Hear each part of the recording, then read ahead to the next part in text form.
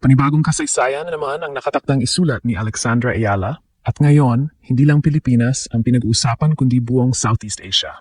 Ayon sa pinakabagong live ranking projection ngayong August 26, si Alex ay nakatakdang umakyat sa career high world number 18 sa susunod na official WTA ranking update. Sa kasalukuyang official ranking, number 20 pa siya, pero ipinapakita ng live rankings na angat siya ng 2 puwesto patungong number 18.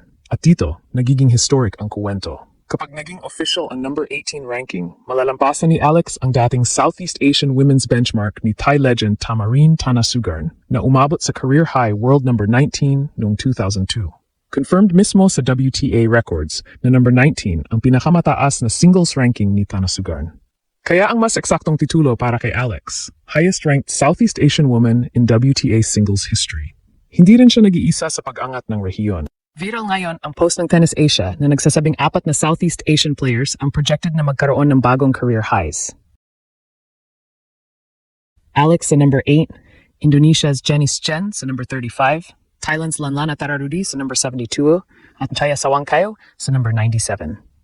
At habang umaakyat ang ranking, papunta na rin si Alex sa New York para sa US Open. Nag-post siya ng Coming for You NY matapos ang Cincinnati campaign niya. World number 18. Southeast Asian history. At US Open pa ang susunod. Hindi na ito simpleng breakthrough, patuloy nang lumalaki ang pangalan ni Alex sa world tennis. Kung titingnan natin kung gaano kalaki ang world number 18, kailangan nating balikan kung saan nanggaling si Alex. Hindi naman matagal na panahon ang nakalipas nang ang malaking achievement para sa Philippine women's tennis ay makapasok lamang sa top 100. Ngayon, pinag-uusapan na natin ang isang Filipina na nasa mismong top 20 ng buong mundo at projected pang umakyat sa number 18. Pero mahalagang linawin ang isang detalye para walang error. Ngayong August 20 seaward, ang pinakahuling official WTA ranking ni Alex ay world number 20.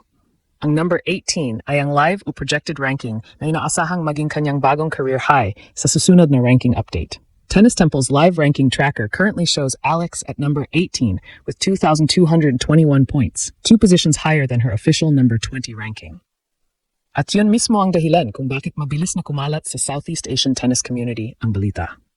Tennis Asia posted that 4 players from the region are set to rise to career high rankings, led by Alex at number 18.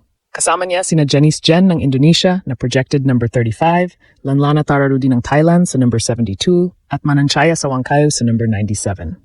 Pero may isang linya sa post na talagang napakalaki para sa Pilipinas.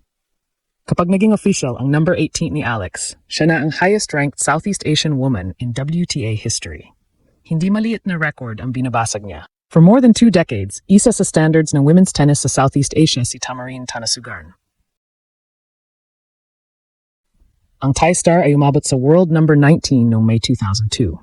WTA's own records list number 19 as her singles career high at nakagawa rin siya ng impressive career na may 4 na WTA singles titles at Wimbledon quarterfinal appearance.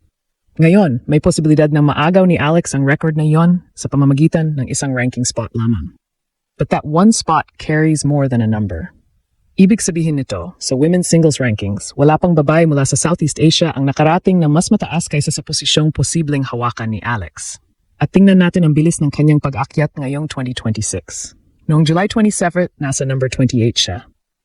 Pagsapit ng August 3, umakyat siya sa number 20 pagkatapos ng kanyang malaking Washington run.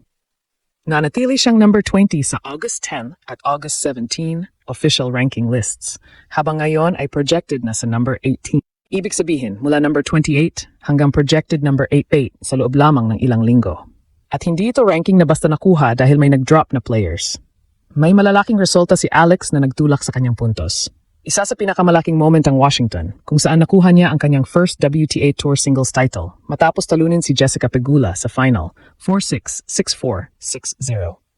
Australian Open's official site described the victory as the first WTA title by a Filipina in the Open era. At ang resulta ring iyon ang unang nagtulak kay Alex papasok sa top 20. Then came Cincinnati. Natalo man siya kay Amanda Anisimova, hindi madaling pagkatalo iyon. Alex actually won the opening set before Anisimova completed the comeback, 4-6, 6-4, 6-2. Official match data showed that Alex pushed the American through 3 sets before bowing out. Kaya kapag pinag-uusapan natin ang number 8, hindi lang ito tungkol sa computer ranking. Ito ang resulta ng consistent performances, deeper tournament runs, big victories, at unti-unting pagkuha ng puwesto sa elite level ng women's tennis. At ngayon, papunta na naman siya sa tournament na napakalaking bahagi ng kanyang career, ang US Open. At dito lalong nagiging exciting ang teaming ng bagong ranking ni Alex. Ngayong August 26, kumpirmadong papunta na siya sa New York matapos ang Cincinnati Open. Sa kanyang Instagram story, nag-post si Alex ng selfie habang bumibiyahe at nilagyan niya ng mensaheng, "Coming for you, NY." Philippine media reported her move from Cincinnati toward New York for the US Open campaign. At para kay Alex, hindi ordinaryong Grand Slam venue ang New York. Dito niya nakuha ang 2022 US Open Girls Singles Championship, becoming the first Filipina to capture a junior Grand Slam singles crown. Pagkatapos, noong 2025 US Open, gumawa na naman siya ng Philippine tennis history nang talunin niya si Clara Tauson at maging unang Filipino na manalo sa isang US Open main draw singles match. Kaya ngayon isipin ninyo ang senaryo. Babalik si Alex sa New York, hindi bilang isang player na naghahanap pa lamang ng breakthrough. Babalik siya bilang WTA top 20 player at potentially world number 18, the highest-ranked Southeast Asian woman ever. Ibang level na yon ng expectations. At ang mas magandang balita para sa Southeast Asia ay hindi lang Pilipinas ang umaangat. Ang career high projections ni Janice Chen, Lanlana Tararudi at Mananchaya Sawangkayo ay nagpapakita na lumalawak ang presence ng rehiyon sa women's tennis. Pero malinaw din kung sino ngayon ang nasa unahan ng movement na iyon, si Alex. May symbolic importance din ang pag-overtake sa number 19 career high ni Tamarin Tanasugan. Hindi ibig sabihin na nabubura ang legacy ng Thai legend. Sa katunayan, mas lalo nitong pinapakita kung gaano kahirap ang record. Mahigit 2 dekada itong tumayo bilang benchmark bago may Southeast Asian woman na lumapit at posibleng lumampas dito. At 21 years old pa lamang si Alex. That is perhaps the most exciting part. World number 18 is not necessarily the destination.